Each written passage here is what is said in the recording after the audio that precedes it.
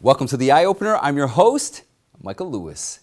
Tucker Carlson is accusing the NSA of monitoring his communications in an effort to take him off the air. The NSA denies the allegations, but something looks fishy. In another strange event, the White House supported a new claim that it was actually the Republicans who defunded the police. In Arizona, Maricopa County announced they will abolish all voting machines examined in the audit. Okay, my friends, let's take a closer look together. The man in the photo is Richard Barnett, a retired Arkansas firefighter. He's sitting inside Nancy Pelosi's office with his foot on her desk on January 6th. He had no idea at that time that months of jail time was waiting for him in just a few days. Barnett voluntarily surrendered to the FBI agents 2 days after the Capitol breach. He was initially ordered to be restricted at home while awaiting his trial. However, in an unusual move, federal prosecutors successfully reversed the case and jailed him in D.C. with 7 pending charges.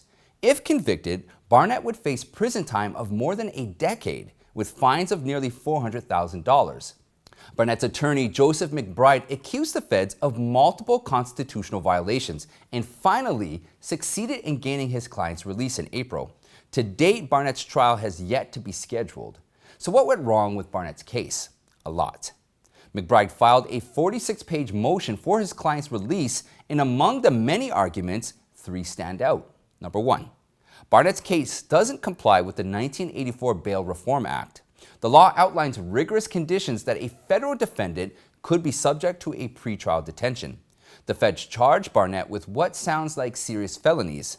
The government describes him as a Tier 1 domestic terrorist and a ticking time bomb.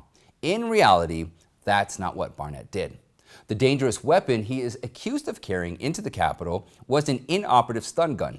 The federal property he is accused of stealing was a single, unopened envelope he took from Pelosi's desk, and Barnett returned it to the FBI, still sealed.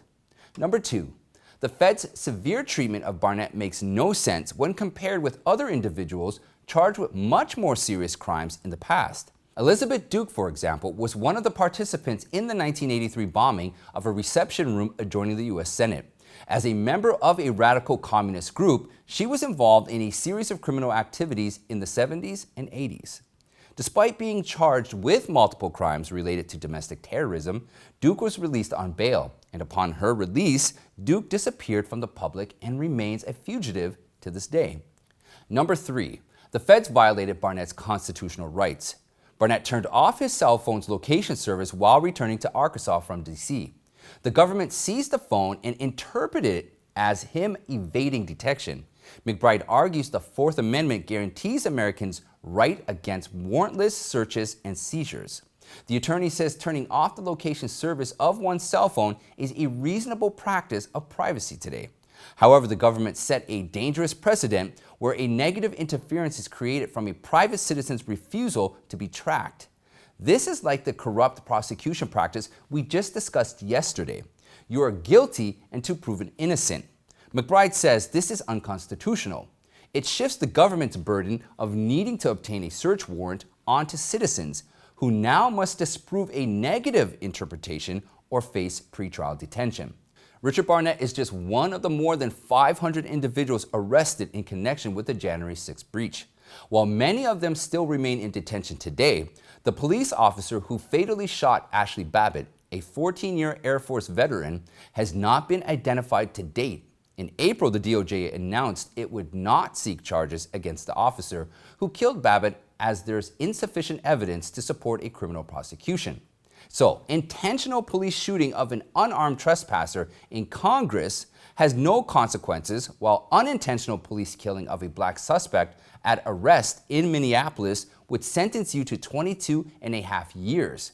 Moreover, the former Minneapolis police officer Derek Chauvin may not even get the chance to appeal because prosecutors are now preparing for the federal case against him and 3 other officers. When you analyze the aftermath of the Capitol breach and the death of George Floyd, it's clear both incidents have been politicized. A couple weeks ago, Tucker Carlson broke the story that the FBI had foreknowledge of the riot at the Capitol on January 6th. On Monday night, Carlson dropped a new allegation. He's accusing the Biden administration of spying on him in an effort to take his show off the air. But it's not just political protesters the government is spying on. Yesterday, we heard from a whistleblower within the U.S. government who reached out to warn us that the NSA, the National Security Agency, is monitoring our electronic communications and is planning to leak them in an attempt to take the show off the air. Now, that's a shocking claim, and ordinarily we'd be skeptical of it. It's illegal for the NSA to spy on American citizens. It's a crime. It's not a third world country. Things like that should not happen in America. But unfortunately, they do happen, and in this case, they did happen. The whistleblower, who is in a position to know, repeated back to us information about a story that we are working on that could have only come directly from my texts and emails. There's no other possible source for that information, period.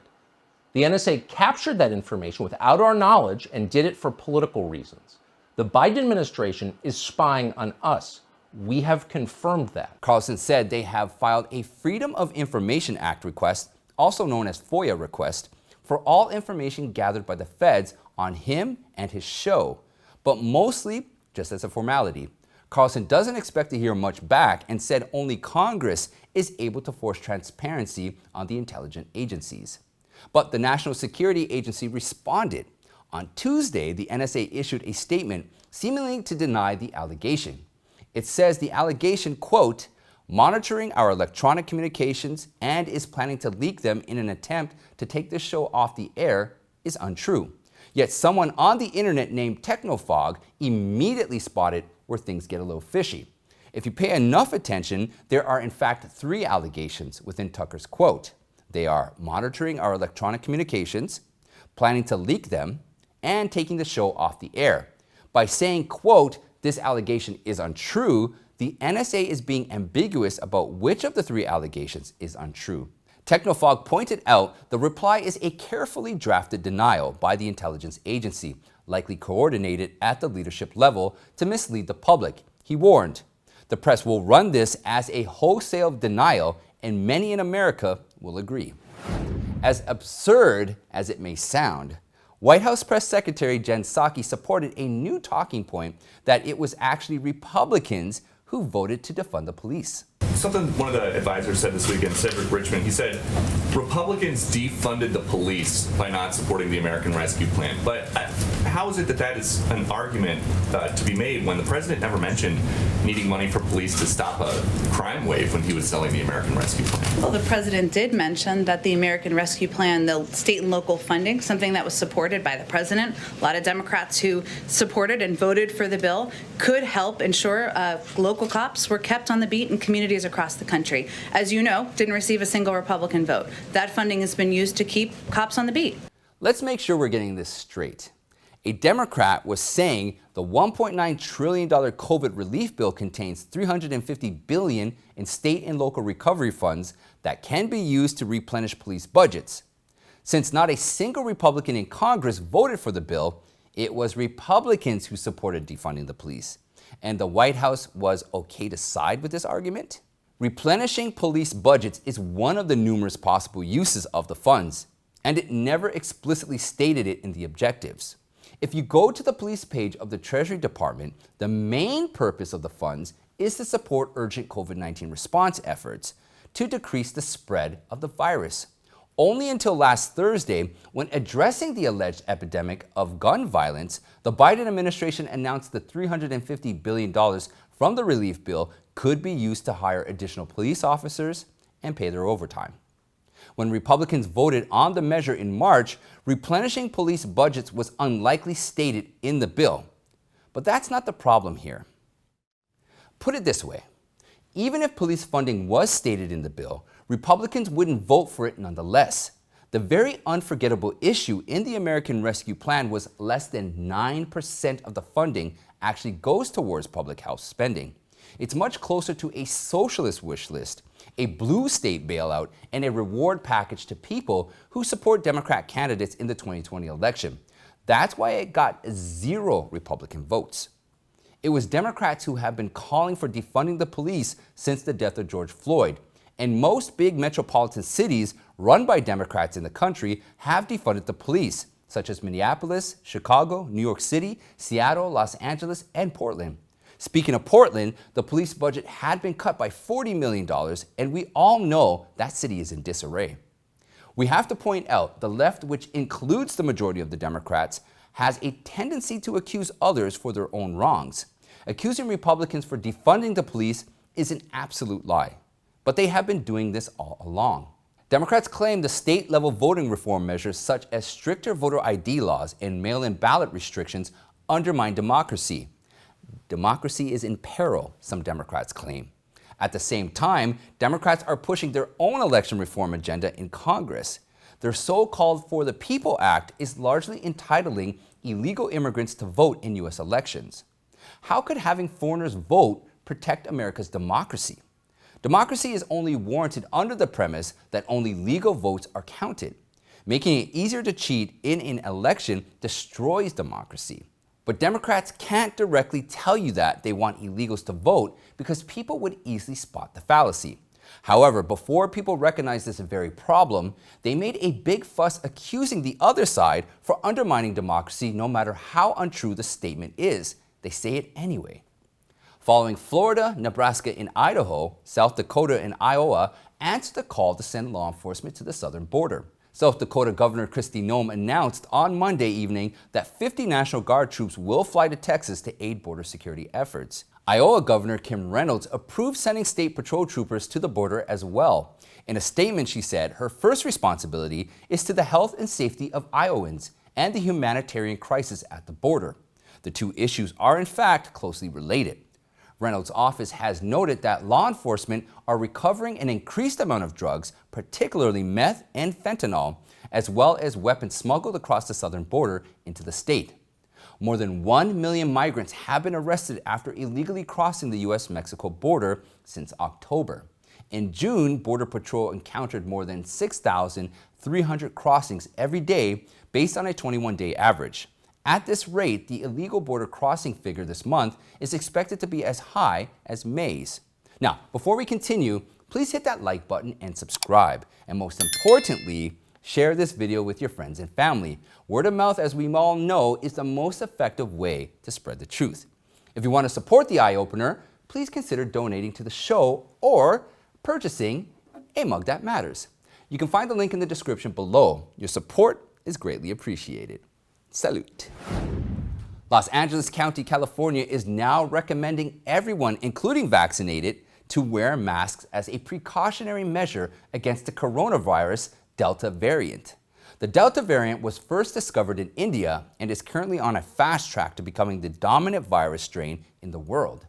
Biden tweeted, "The Delta variant is more contagious, it's deadlier, and it's spreading quickly around the world." A video of Dr. Anthony Fauci explaining the Delta variant was also on Biden's post. Frankly speaking, it sounds more like a blatant commercial for people to get vaccinated.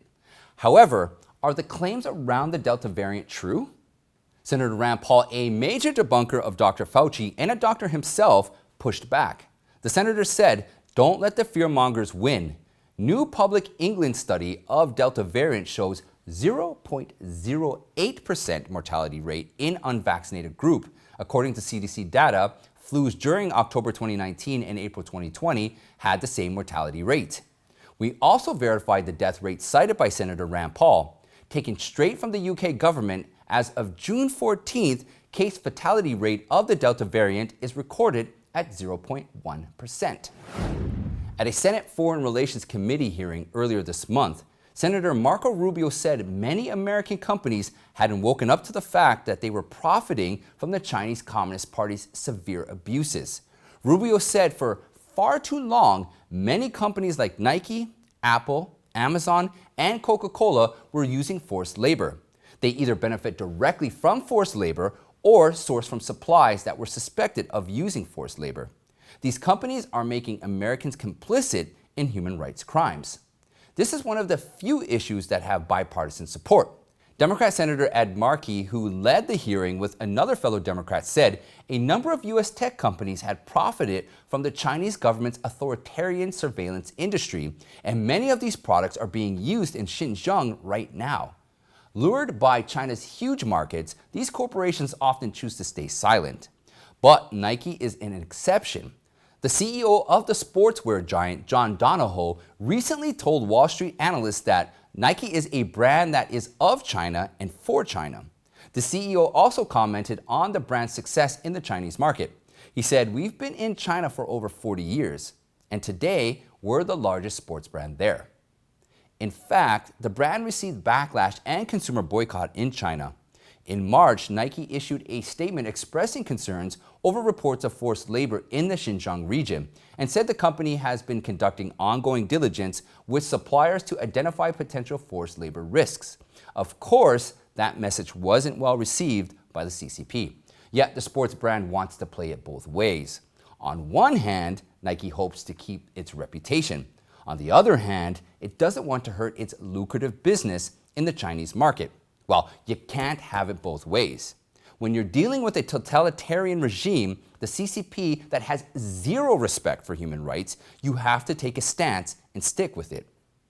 In Arizona, Maricopa County issued a response to Secretary of State Katie Hobbs this week, saying the county shares her concerns that the voting machines might have been tampered with during the audit process. The county said they won't use the subpoenaed election equipment in any future elections. The Arizona Senate turned over 9 Dominion voting machines and 385 precinct tabulators to auditors for examination. In May, Hobbs wrote to the county that she has grave concerns regarding the security and integrity of the machines that are in hands of the audit firm Cyber Ninjas. Senate Majority Leader Karen Fann described Hobbs and the county's accusations of the machines as another attack on the audit. She said, "If their experts can't prove the machines have been tampered with, how does the Secretary of State's office or county elections certify the machines before every audit to make sure the machines haven't been tampered with?" From people who toured the audit floor, many praised the impeccable design of the audit process. Of course, the people who expressed their praise are all Republicans. However, if there's anything that could potentially go wrong with the audit, Democrats and the election board should prove their suspicion. And so far, they haven't done so. Upon hearing the county's decision to abolish the machines, several GOP members applaud the move, but for a different reason. State Senator Wendy Rogers said, "No more machines. They are too much of a liability and can get hacked.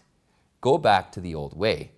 And that's it for today, my friends. Check out this playlist here for more eye-opening content. You can join me in the Eye Opener Telegram chat room and follow me on YouMaker, Gab, and Parler. Don't forget, please sign up to our email list so that we can stay in touch. I'd like to thank you all, and remember, we are all in this together.